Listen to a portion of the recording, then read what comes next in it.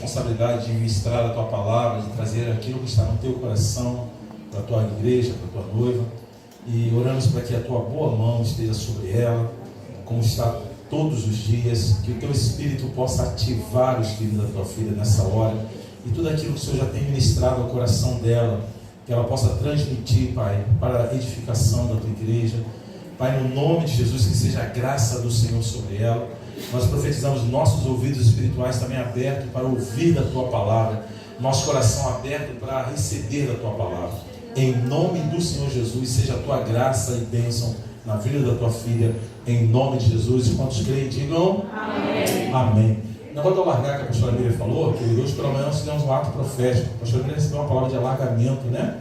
E nós empurramos essas paredes aqui de um lado e do outro. Quando você veio aqui de manhã? Lembra? Amém? Nós fizemos um ato profético de estender, de firmar as estacas e alargar a tenda. Isso pode ser de forma física, como pode ser a palavra de Deus inundando todo esse lugar aqui. Amém, queridos? E a festa das missões com certeza vai ser uma grande oportunidade de nós abençoarmos vidas. Amém?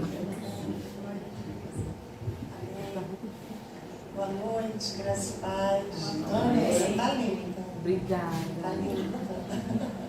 Nossa Índia. Que bom estar nesse lugar, que bom sentir a presença de Deus junto ao corpo. Né? Antes de começar, né, quem não conhece, né, os últimos acontecimentos da minha história, a pessoa no dia 24 de março dormiu brasileira e acordou com essa voz. Então, foi todo um processo, então não se assustem. Às vezes a prolação vai falhar, o tom vai ficar um pouco assim, estrangeiro, mas não tem problema. O maior aqui é o Senhor. Amém. Amém. Amém. Então, espero que vocês entendam. E quando eu não conseguir mais falar em português, eu falo em línguas. Né? É bom colocar, sempre falo isso. Eu dormi brasileira, acordei estrangeira, mas não ganho em euros. Tá? Continuo. Marcelo, até onde eu sei, ele continua ganhando em reais. Tá bom?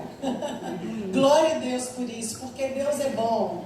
Em todos os nossos processos, não importam quais sejam os nossos processos. O Senhor é bom. Nós precisamos entender qual é o propósito dele. Porque ele tem um propósito.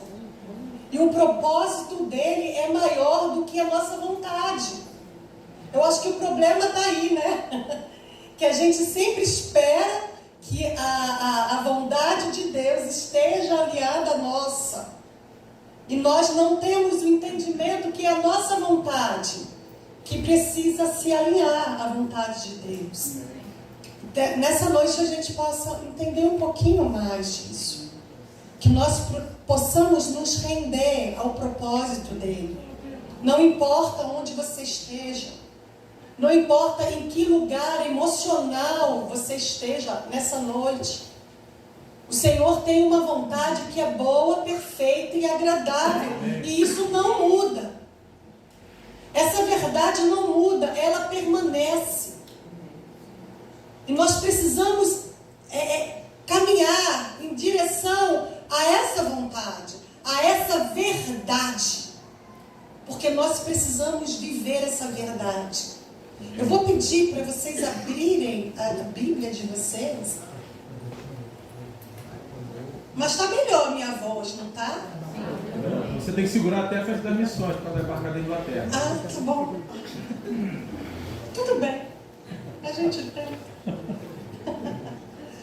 Eu vou pedir para vocês abrirem a Bíblia de vocês em Romanos 12, no versículo 1 e o versículo 2. É muito conhecido isso aqui. Eu estou optando por palavras conhecidas para eu não me enrolar muito, sabe? Glória a Deus. Diz assim, ó: rogo-vos, irmãos, pelas misericórdias de Deus, que apresenteis o vosso corpo em sacrifício vivo, santo e agradável a Deus, que é o vosso culto racional. E não vos conformeis com este século, mas transformai-vos pela renovação da vossa mente, para que experimenteis o quê? Seja boa, agradável e perfeita a vontade de Deus. Glória a Deus. Glória a Deus. Eu gosto muito dessa palavra. O Senhor tem falado muito comigo com essa palavra. Que nós precisamos apresentar a Deus um culto racional. Um culto, sabe? Onde nós estejamos muito bem conscientes de quem nós somos e de quem Deus é. Consciência de onde estamos na presença de Deus, daquilo que Deus espera das nossas vidas. A consciência de onde eu estou,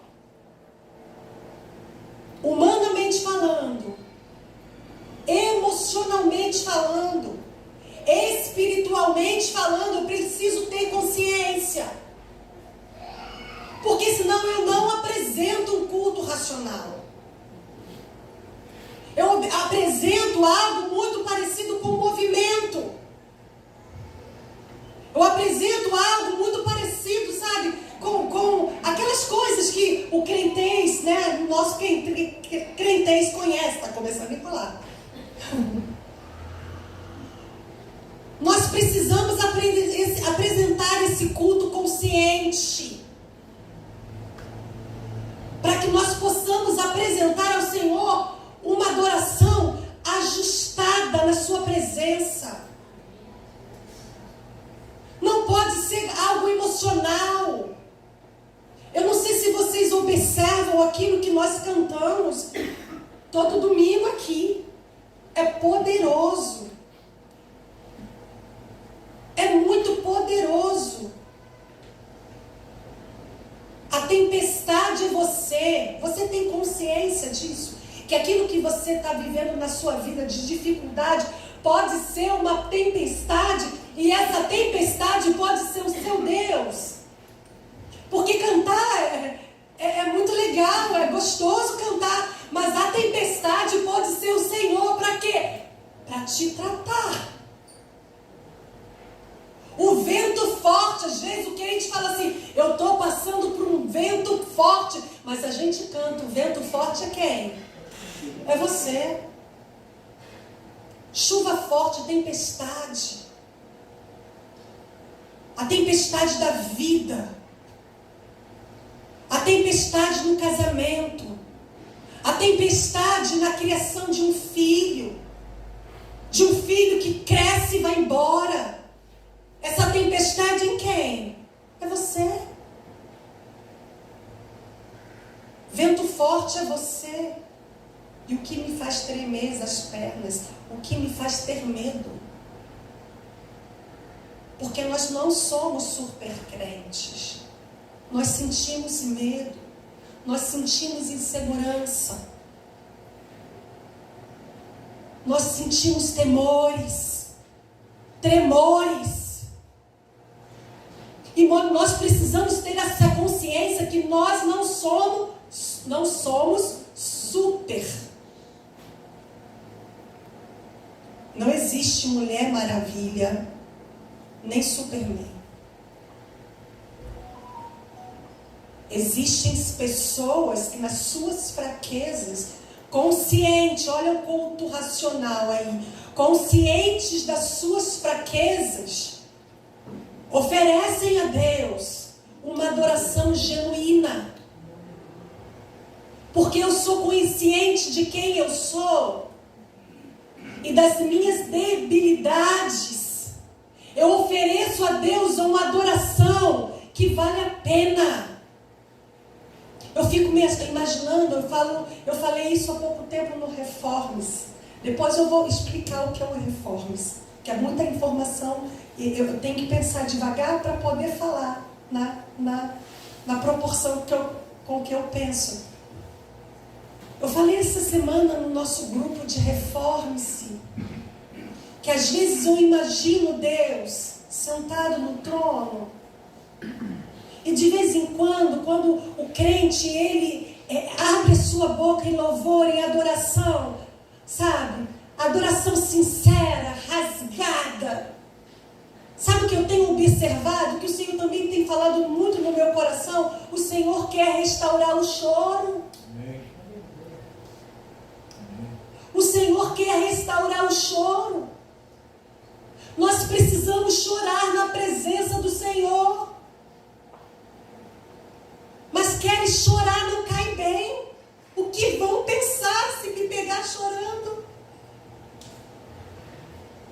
Sabe por quê? Porque a sociedade hoje espera pessoas fortes. Elas estão trabalhando nessa consciência que é falsa. Olha, porque nós precisamos de uma nova consciência. Porque tem entrado isso na igreja. Que eu preciso ser forte e que se eu chorar, as pessoas vão olhar e vão falar assim, não tem fé. E o Senhor quer restaurar o nosso pranto, a nossa lágrima. A nossa lágrima de adoração. Nós cantamos louvores com palavras muito fortes aqui. E nós precisamos chorar. Para onde eu irei? Se eu não tenho para onde voltar? Porque quem entregou a vida a Deus, a Jesus, não tem para onde voltar. Não tem escolha.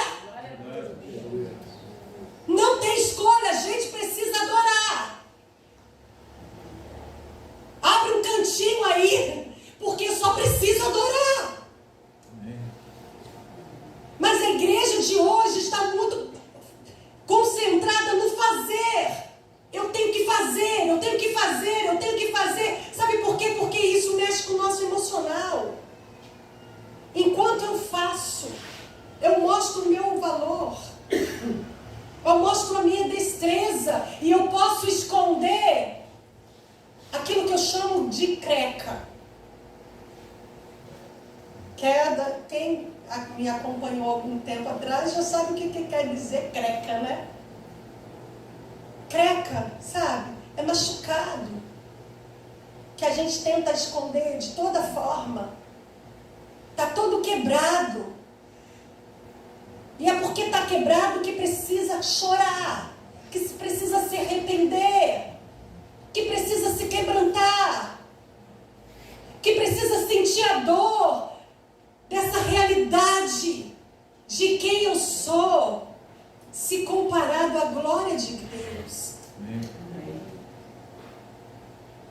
A palavra fala aqui, e não vos conformeis com esse século, mas transformai-vos pela renovação da vossa mente. A mente tem que renovar. Mas a mente só se renova a partir de uma nova consciência. A partir de um culto racional. A partir desse entendimento que eu preciso dele. E que sem ele eu não vou a lugar nenhum. Eu amo meu marido. Eu amo os meus filhos. Mas eu sobrevivo sem eles. Às vezes fica muito difícil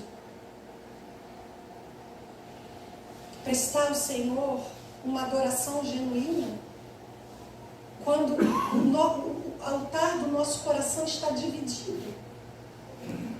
Tudo é mais importante. E a gente deixa de dar a glória a Deus para dar a glória muitas vezes a nós mesmos. e não nos expomos. Porque uma adoração de quebrantamento é uma adoração de quem se expõe. De quem precisa expor as suas mazelas, as suas dores, o seu pecado. Ou as suas dificuldades. E aí nós vamos lá para João 4. João 4. Vocês também conhecem?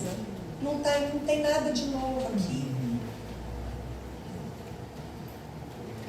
João 4, do 1 ao 18. Glória a Deus. Está ali no telão.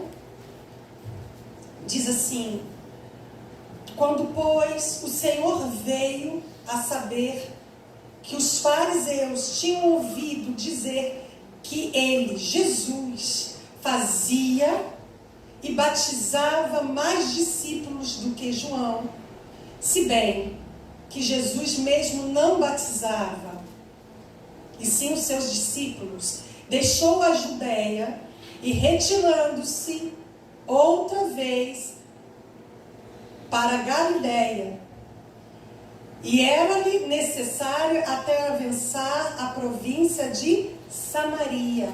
Repitam comigo: Samaria. Samaria. Chegou, pois, a uma cidade samaritana chamada Sicar, perto das terras de Jacó, que Jacó dera ao seu filho José.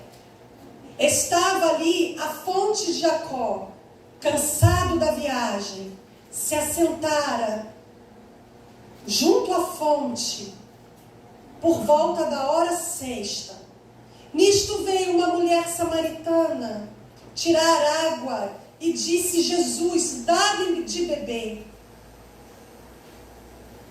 Pois os seus discípulos tinham ido à cidade comprar alimentos. Então disse Jesus à mulher samaritana: como sendo tu judeu, pede de beber a mim, que sou mulher samaritana, porque os judeus não se dão com o samaritano. Está difícil isso, hein? Replicou-lhe Jesus: se conheceras o dom de Deus, e quem é que pedes, dá-me de beber, tu pedirás água, e ele te daria água viva. Respondeu-lhe ela: Senhor, tu não tens com quem tirar água do poço. O poço é fundo. Onde, pois, tem águas vivas? Aí Jesus fala assim, ela fala assim: és tu porventura maior do que Jacó, o nosso pai, que nos deu o poço, o qual ele mesmo deu a beber, e bem assim seus filhos e seu gado? Afirmou-lhe Jesus: quem beber desta água tornará a ter sede. Aquele, porém, que beber da água que eu lhe der, nunca mais terá sede. Pelo contrário, a água que eu lhe der para beber, será nele como uma fonte a jorrar para a vida eterna. Disse-lhe a mulher: Senhor, dá-me dessa água para que eu não mais tenha sede e nem precise vir buscá-la. Disse Jesus: vai, chama o teu marido e vem cá. Ao que lhe respondeu a mulher: não tenho marido. Replicou-lhe Jesus: bem disseste, não tenho marido, porque 5 maridos tivestes, e esse que agora tens não é teu marido. Isto disseste com verdade. Essa palavra a gente conhece muito bem. Mas quando foi na quarta-feira, eu estava conversando até com a minha mãe sobre isso. Quarta-feira nós temos uma reunião chamada Reforme-se, com mulheres de Portugal. online, e eu estava muito cansada, eu tenho estudado muito, e eu tenho me sentindo realmente muito cansada. E eu deitei um pouco para descansar. Quando o Senhor, eu senti, sabe, o Senhor falando, a voz, ouvi a voz do Senhor falando assim, o encontro do poço, o encontro do poço, o encontro do poço, e eu não conseguia descansar. E eu levantei e comecei a ler essa palavra e falei, Senhor, essa palavra é simples. Essa palavra todo mundo já conhece. As mulheres de Portugal, elas conhecem essa palavra. E o Senhor começou a abrir os meus olhos para uma outra forma, uma outra maneira de se enxergar essa palavra. Porque essa palavra ela tem uma cura profunda que nós precisamos obter. Nós precisamos alcançar. A palavra fala, sabe, que Jesus, ele passa por Samaria. Ele tinha que passar por Samaria. E os samaritanos e judeus não se davam muito. Um não batia com o outro. Mas sabe por quê? Eu vou ler aqui para vocês. Porque essa rixa dos samaritanos com os judeus, com a morte de Salomão, Israel foi dividida em duas partes. Israel tinha 12 tribos e ela foi dividida em duas partes, cada um com seu próprio rei. Uma parte ficou a capital de Samaria, enquanto a outra parte do sul continuou com Jerusalém. Então a parte norte foi a capital de Samaria. Os dois reinos pecaram contra o Senhor. Mas o reino do norte tinha uma situação muito pior. O reino do norte, onde ficava Samaria, teve uma série de reis ímpios que fizeram aquilo que era mal aos olhos do Senhor, permitindo a mistura daquele povo que era judeu com povos pagãos, com uma cultura pagã. Esses reis conduziam o povo a uma vida de pecado. Dessa forma, os samaritanos eram conhecidos pelos judeus, ou melhor, considerados pelos judeus como um povo mestiço, sincrético. Os judeus piedosos da Galileia preferiam adotar um caminho, uma rota mais comprida, para não ter que passar por Samaria. Porque aquele povo era considerado como um subpovo. Eram todos irmãos. Mas essa divisão acontecia entre eles.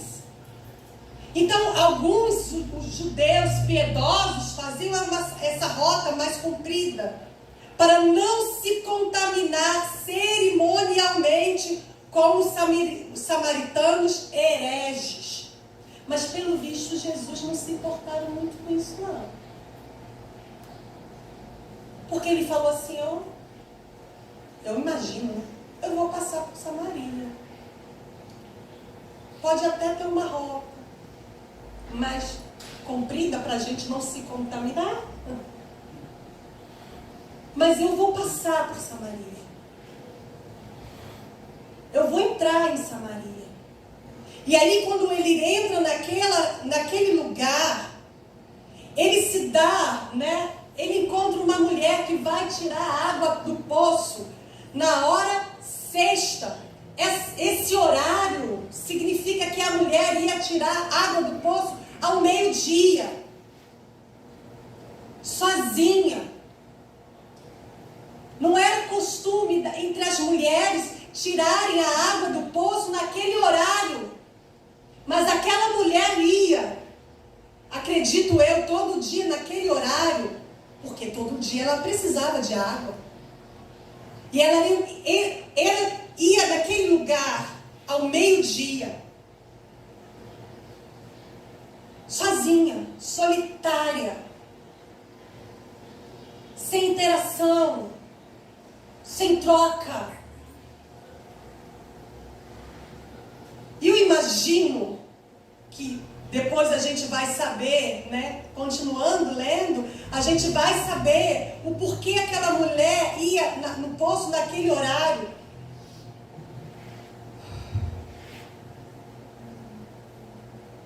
Mas a verdade é que ela se sentia incomodada, ignorada, preterida, rejeitada. E quando nós temos esse sentimento, a nossa tendência é se isolar.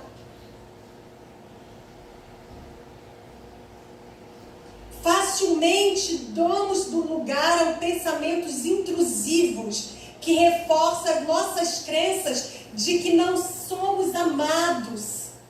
E isso é um perigo.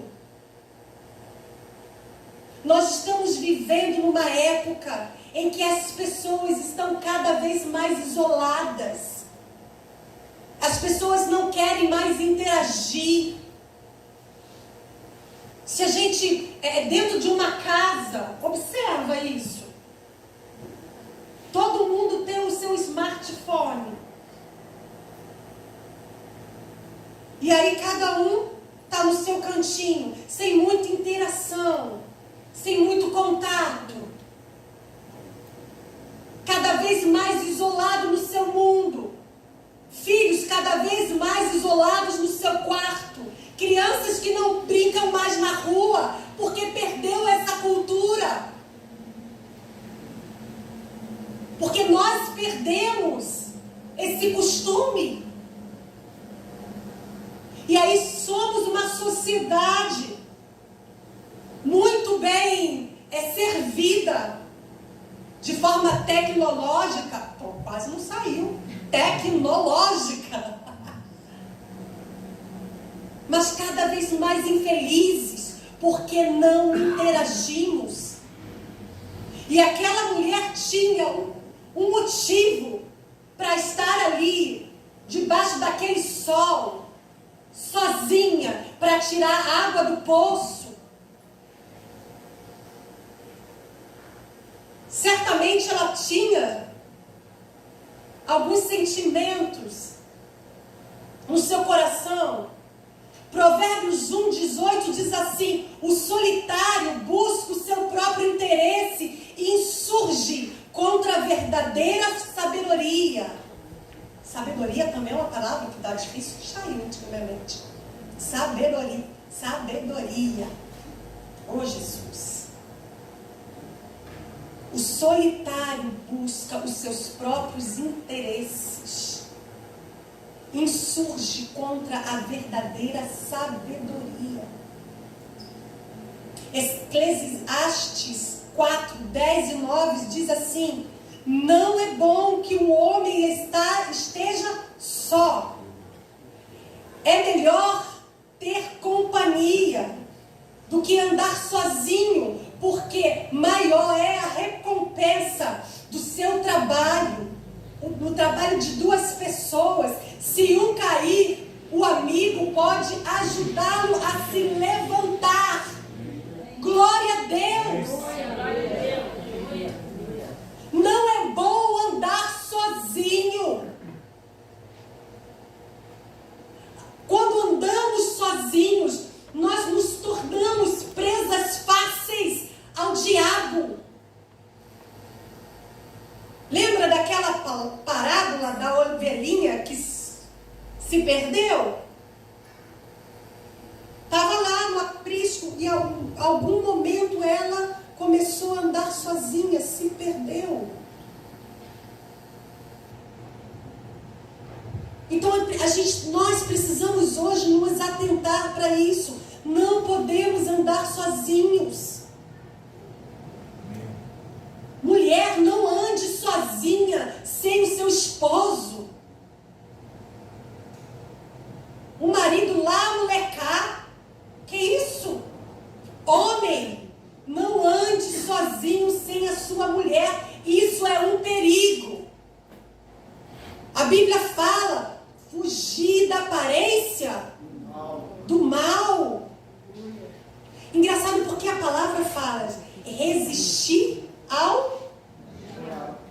Mas a aparência do mal, a gente faz o quê? Mete o pé. O diabo, ele precisa ser resistido. Porque em nome de Jesus, a gente manda ele embora e ele tem que ir embora. Não tem saída. Não é o nosso nome. Não é a nossa inteligência, mas é o nome de Jesus.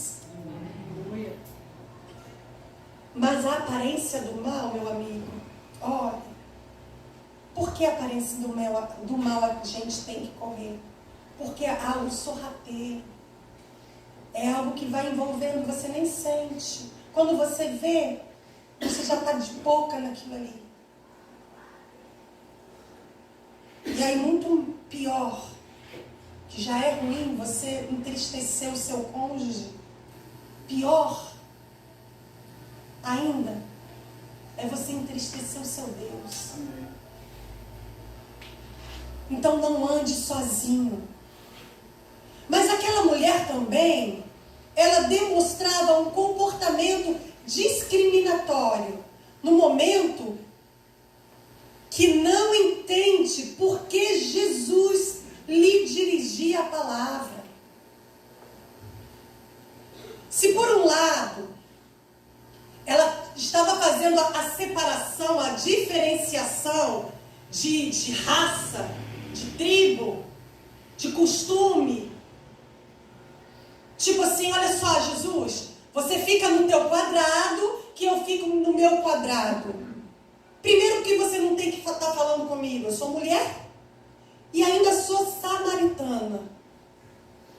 Então, cada um no seu quadrado, sem menção a nenhuma música por aí, tá? Mas, por outro lado, seu comportamento se apresentava como uma estratégia de segurança, um mecanismo de defesa, algo que estava rompendo com seu silêncio. Sabe quando você não está afim de falar? Aquela hora era só dela. Ela já ia para aquele lugar para não ter que falar com ninguém. Você conhece alguém que não gosta de ser incomodado? Não estou falando de pessoa que de um dia acordou mal e não quer conversa. Né? Quem é mulher sabe que tem um período aí que é bom nem conversar. Não é? Até morre. O Marcelo já abre a porta do quarto assim, ó, devagarzinho, para não sofrer nenhum ataque. Não era isso. Porque ela estava tão acostumada com a solidão. Ela já estava tão acostumada com a situação dela de estar só, de se mover só, de se resolver sozinho. Oh, Deus! Quantas vezes nós somos assim? Nós tomamos a frente, nós resolvemos sozinhos. Isso cansa. E eu acredito que o Senhor hoje quer entrar na nossa vida, no nosso coração e tirar esse cansaço que nos leva a ser pessoas mal-humoradas, intragáveis. O Senhor quer nos tratar.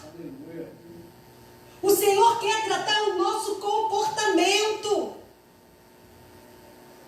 E aí eu volto na palavra anterior. Nós precisamos ter consciência. Porque sem consciência não apresentamos um culto racional. Quem você é? Como é o seu comportamento? Não pode falar nada que aquele peixe do Nemo, não tinha um peixe no Nemo que, pum, espinha. Não tem gente por longe. No Nemo, procurando o Nemo. O baiacu não pode chegar perto que espinha. Gente, onde vem isso? Da onde vem esse comportamento? Da onde vem esse sentimento?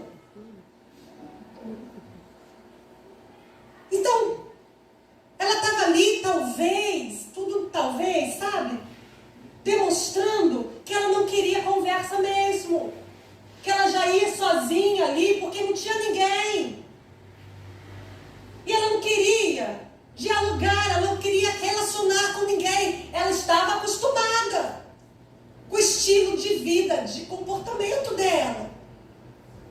Quantas vezes estamos confortáveis em nossa rotina emocional? O que muitos chamam hoje de síndrome de Gabriela. Fala aí, Ed. Gabriela, isso. E não nos damos conta que o dono da água viva deseja tirar a nossa sequidão. Sabe o que acontece? A gente está tão confortável de sermos como nós somos há tanto tempo assim. A gente vai falar assim, ó, quem gosta, gosta, quem não gosta, problema. Problema é nosso. Porque nós estamos optando o tempo todo pela solidão. Porque ficar sozinha, sabe por quê? Porque mudar dá trabalho. Deixar o Senhor trabalhar no profundo dói.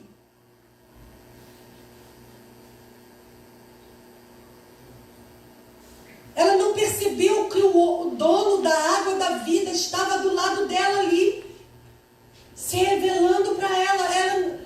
Ela não tinha, ela estava tão compenetrada no seu jeito de ser, que ela não percebeu. E eu gosto muito de uma frase do pastor Cláudio Duarte, que ele fala assim, Deus deseja nos tirar do conforto da mesmice e nos levar ao confronto das mudanças. Vocês entendem isso? Faz sentido? Deus, Ele deseja nos tirar do conforto da mesmice e nos levar ao confronto das mudanças. Eu preciso reconhecer que eu preciso mudar. Eu preciso reconhecer que eu preciso entrar em águas mais profundas. Eu não posso mais ficar na superfície. Não dá mais para entrar na praia e ficar na bordinha, sabe? Naquilo que me é confortável, naquilo que me é seguro, onde o meu pé consegue pisar. Não dá mais. O Senhor nos convida ao mergulho. Lembra da palavra do pastor, algumas semanas atrás? Água que nós consigamos, só é possível passar a nado. Ou seja, na dependência do Senhor. Para isso eu preciso deixar o Senhor tocar em áreas que me são desconfortáveis. O Senhor quer fazer isso. E o Senhor vai fazer se você deixar.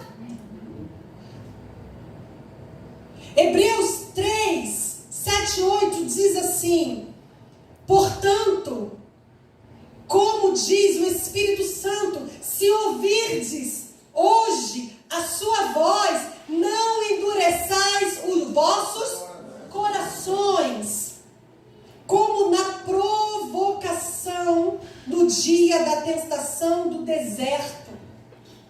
Se o Senhor está falando com você hoje, nessa palavra que é simples, se o Senhor está falando, muda. Vai doer, vai machucar. São transformações que incomodam, mas que são necessárias.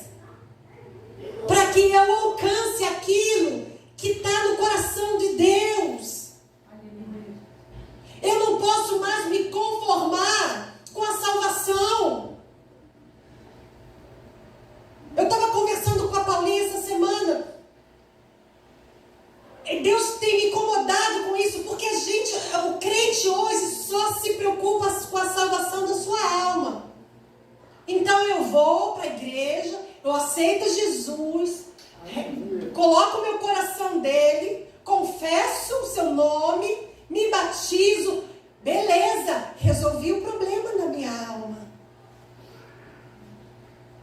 Mas a gente esquece que o Senhor tem vida abundante.